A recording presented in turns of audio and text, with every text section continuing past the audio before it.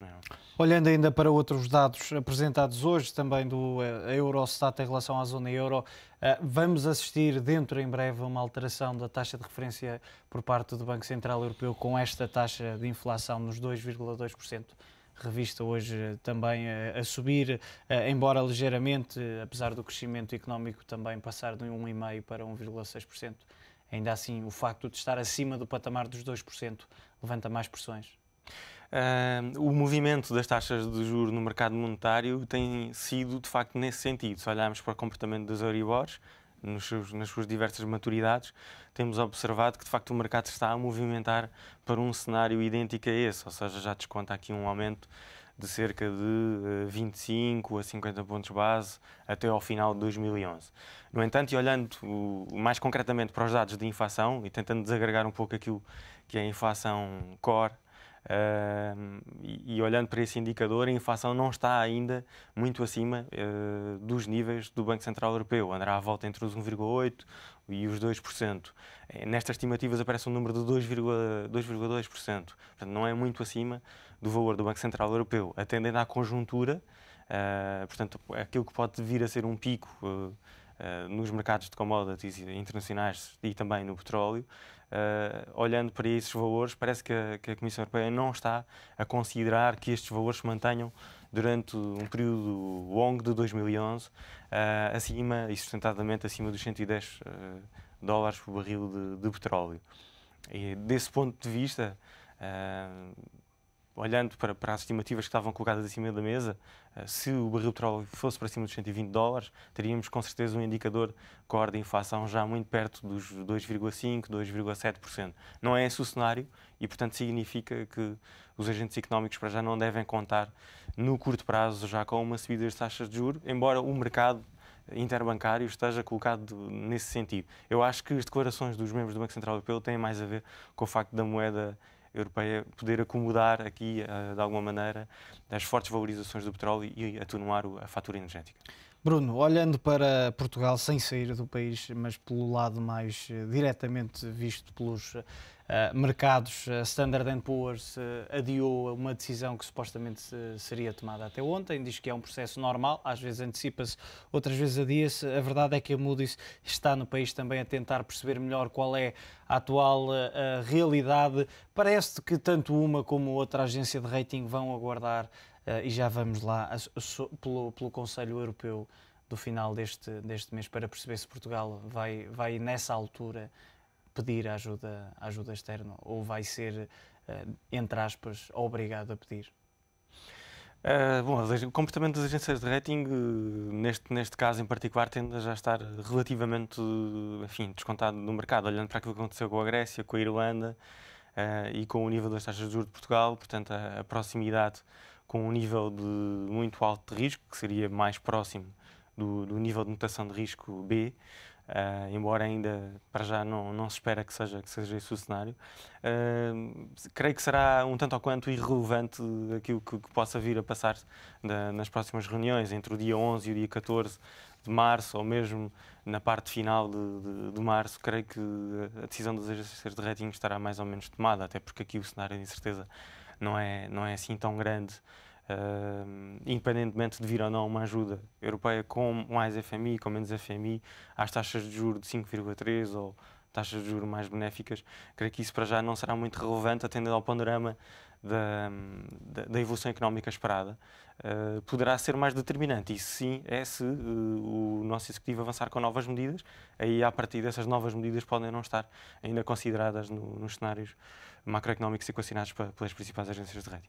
Esta manhã foi publicado um artigo pelo jornal espanhol Cinco Dias que tem uma visão de fora, pelo menos, da nossa realidade, da crise portuguesa. E há aqui alguns dados interessantes, entre eles o facto do jornalista que o escreve dizer que Portugal está mesmo à beira do precipício, que é uma imagem também interessante, e a dizer, por exemplo, que Portugal paga atualmente mais 136% do que a Alemanha, que serve de referência para se financiar. É um número que seria previsto, ou que estaria previsto há uns anos, ou há uns meses. Não, de todo. Creio que não estaria de todo previsto esse cenário. O diferencial face às obrigações alemãs a 10 anos era de cerca de 430 pontos base, portanto, cerca de 4%. Relativamente, por exemplo, ao caso da Espanha, que também é enunciado nesse artigo, a evolução também foi, enfim, exponencial. Há cerca de 6 meses, 6 a 7 meses atrás, estávamos com 75 pontos base de diferença, portanto 0,7%. Neste momento já estamos com praticamente 2% na maturidade mais longa de diferença. Portanto, isso significa que o mercado está claramente a diferenciar e a destrinçar um pouco para já dos níveis de risco e dos prémios de risco relativamente às emissões de dívida portuguesas e às emissões de dívida espanhola. Esse é precisamente um dos casos. Por exemplo, diz o jornalista que Portugal, para financiar-se, e são números com os quais estamos familiarizados, para se financiar a 10 anos paga 7,5%. Espanha, para fazer um financiamento a 20 anos, paga uma taxa de 6%. Acaba por haver aqui um contraciclo, porque pelo menos a teoria diz que quanto mais curto é o prazo, o juro, a taxa deveria ser também mais baixa. Aqui acontece o contrário, pelo menos em comparação com outros países. Sim, observa-se de facto algumas discrepâncias, algumas divergências relativamente ao comportamento do mercado abracionista. Face à situação em particular do setor financeiro espanhol, talvez esse diferencial, enfim, num horizonte temporal a 2, 3 meses, tende a, enfim, a encurtar-se, quer devido ao facto de Portugal ser ou não intervencionado, quer também relativamente às prováveis resoluções ainda não efetivadas do setor financeiro. Portanto, as várias entidades reguladoras estimam que, face ao volume de crédito atual da banca relacionado com o setor imobiliário, esteja a equacionar um valor à volta dos 100 mil milhões de euros de crédito, enfim, relativamente de risco, e, portanto, o principal regulador do Banco de Espanha afirmou que, portanto, os bancos espanhóis podem ter que se recapitalizar no horizonte temporal entre 3 a 6 meses, à volta de 50 mil milhões de euros, para tentar, de alguma maneira, acomodar um cenário económico menos positivo, de evolução menos positiva, quer no setor imobiliário, quer relativamente também à própria economia espanhola no seu todo. Bruno, ainda sobre este artigo, o jornalista, num dos últimos parágrafos, diz que começa o mês que deveria ser ou que será decisivo para o futuro da União Europeia, e depois, mais à frente, diz também, naturalmente, para o Portugal, que estará em debate já no encontro da próxima semana com os membros da Zona Euro e depois no Conselho Europeu já no final do mês. Partilhas desta posição, que estamos a entrar num mês decisivo, naturalmente falando de Portugal? Poderá ser este o timing ou os últimos dias antes de Portugal pedir essa ajuda? Todas as baterias apontaram para essa data. Amanhã, não é? por exemplo, José Sócrates vai a Berlim, um encontro com a Angela Merkel, e sabe-se que a chanceler alemã também costuma ser dura nas críticas e nas posições que toma.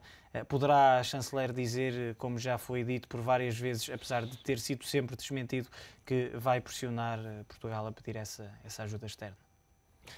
Enfim, na agenda só os próprios envolvidos é que saberão efetivamente quais são os pontos da agenda.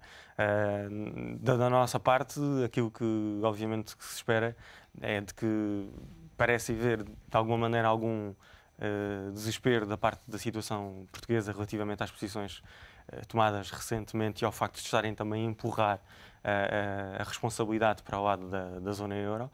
Por outro lado, os responsáveis da zona euro também sempre adiaram e mesmo a Alemanha sempre adiou e protelou uma decisão efetiva para março. Portanto, é normal que os mercados agora possam tomar, enfim, um caminho ligeiramente diferente àquele que tem vindo a ser tomado neste primeiro trimestre. Se a solução for de encontro àquilo que os mercados esperam. Caso contrário, se não existir de facto nenhuma convergência, nenhuma solução em linha com aquilo que os mercados esperam, ou seja, a possibilidade do FEF comprar obrigações, a possibilidade das taxas de juros poderem ser renegociadas também para o caso irlandês e eventualmente o grego, e essas taxas de juros depois num futuro plano de ajuda a Portugal, se existir, ser também a taxas mais favoráveis, e o mercado depois tenderá a descontar esses valores dos prémios de risco que estão neste momento a solicitar e das probabilidades de uma reestruturação de dívida, que é um cenário que agora, com a questão do Médio Oriente, tem sido mais afastado, mas é um cenário que ainda não está totalmente posto de lado, com as taxas de juros atuais, e, portanto, estes três itens serão particularmente relevantes e estarão, com certeza, em cima da mesa até ao final do mês de março, até sair efetivamente uma declaração e uma decisão relativamente a esta questão.